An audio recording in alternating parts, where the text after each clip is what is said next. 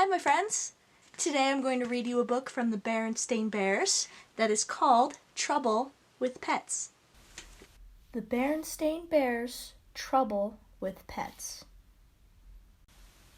Cubs don't expect the big job they will get when they jump up and down and beg for a pet.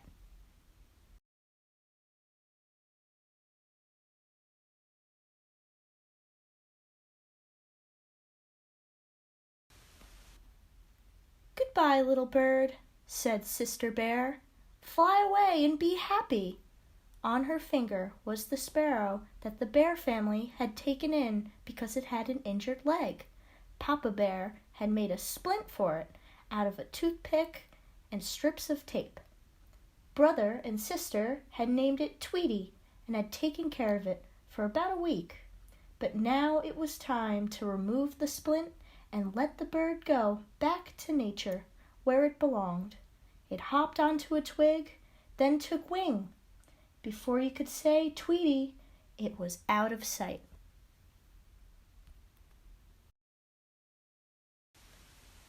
"I'm going to miss our little bird," said Sister sadly.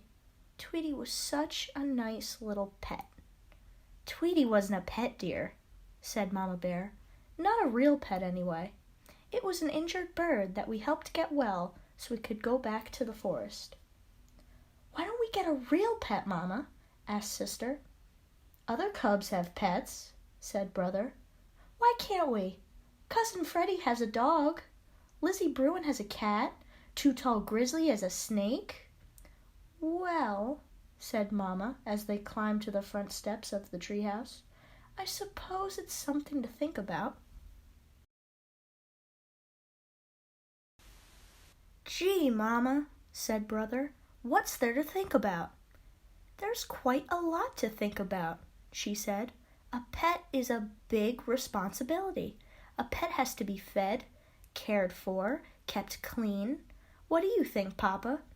"I think a dog would be nice," said Papa. "But a dog is an especially big responsibility," protested Mama. "A dog needs shots, it needs to be trained and walked, and there are dog laws." "A big dog," said Papa, "about so high. That can go fetch and play frisbee." "We'll take care of it, Mama," cried the cubs. "We promise, we promise."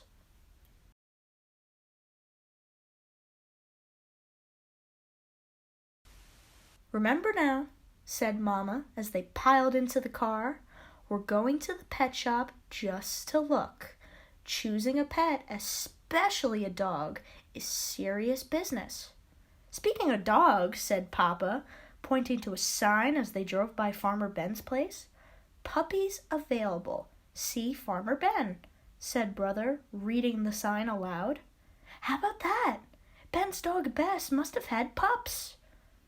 "May we look at them, Mama?" cried Sister. "Oh, please, Mama, please."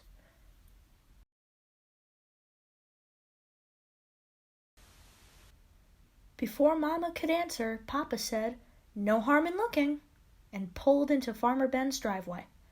Ben's dog Bess had indeed had pups, 5 of the cutest, roly-poliest little balls of fur you've ever seen. Farmer Ben picked one up and put it in Sister's arms. "What beautiful brown eyes," she said. "May we have this one, Mama? May we, please?" "Most pups have brown eyes," said Ben, "but I do think that one is the pick of the litter. It's yours if you like.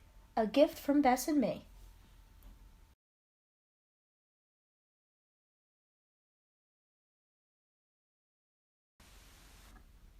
"Goodness," said Mama. "That's very generous of you, Ben. I really don't know what to say." "Yes, say yes," shouted the cubs, jumping up and down. "It certainly is a cute little thing," she said. "All right then. Yes." Brother and Sister were overjoyed. Thank you, Farmer Ben," they shouted. Then, after they'd calmed down a bit, Brother said, "Our pup's going to need a name. How about King, or Prince, or maybe Duke?" Farmer Ben, who was an expert in such matters, took took a quick look under the pup's tail and said, "The only trouble with those names, Brother Bear, is that this pup is a girl."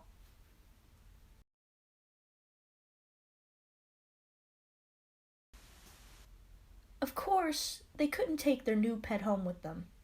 It would need its mother's milk for a couple more weeks. But there was plenty of puppy talk as they headed home. Talk about names, talk about where the puppy would sleep, and talk about who would take care of it. "Remember now," said Mama, "you've promised to take care of the new pup, to feed and water it, and to clean up after it when it has accidents." "What kind of accidents?" asked Sister. "We'll discuss that later," Mama said.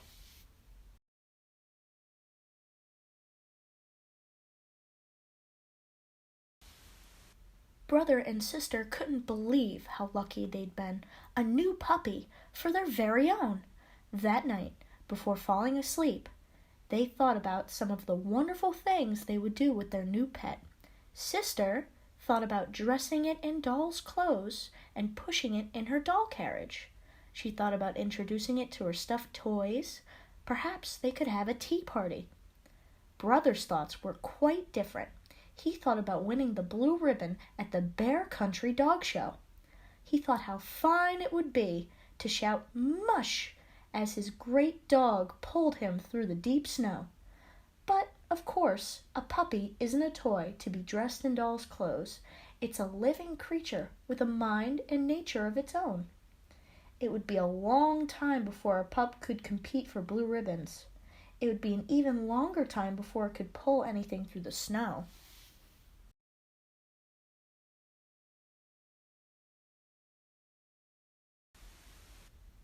There was no question about it.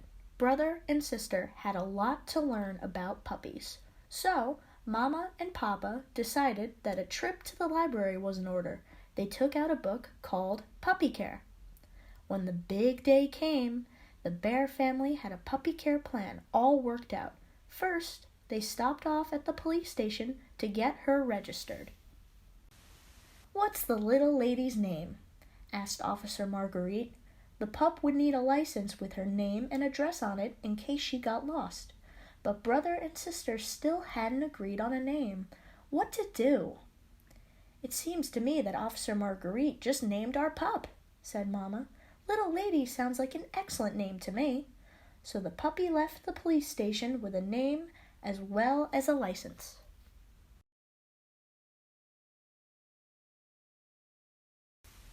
Next, a quick stop at the pet shop for a puppy harness and leash.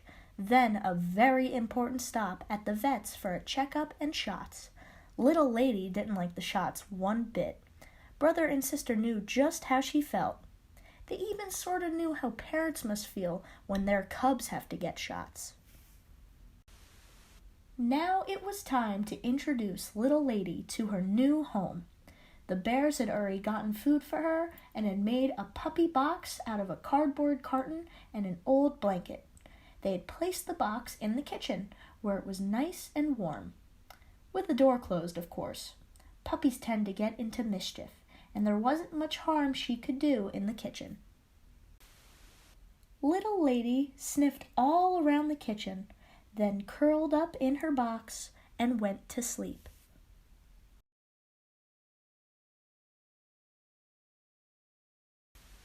At first, the cubs argued about whose turn it was to feed, water, and walk the pup. "It's my turn. No, it's my turn." But after a while, they began to argue about whose turn it wasn't. "It's your turn. I cleaned up after the last accident." "No, it's your turn. I cleaned up after the last accident." Mama solved that problem by posting a puppy care schedule on the wall.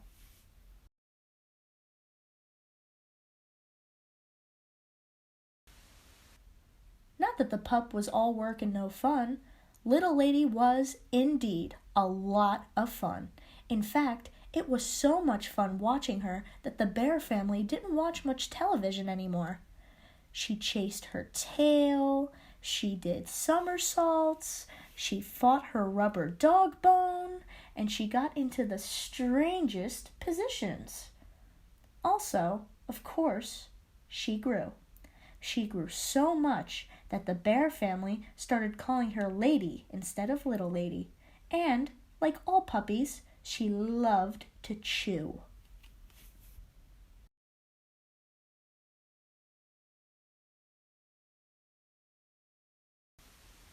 Then one day, somebody forgot to close the kitchen door while the family went shopping. When they got back, they found that Lady had chewed up half the living room.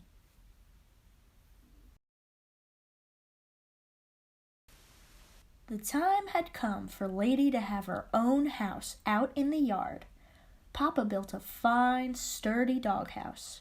Then he chicken wired the fence to keep her safely in the yard. Lady loved her house. She was even more fun in the yard than she was in the house. She chased leaves in the fall, snowflakes in the winter, cherry blossoms in the spring, and butterflies in the summer.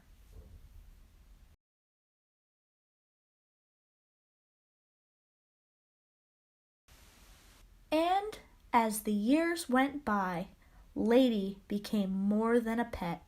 She became another member of the family to love and enjoy.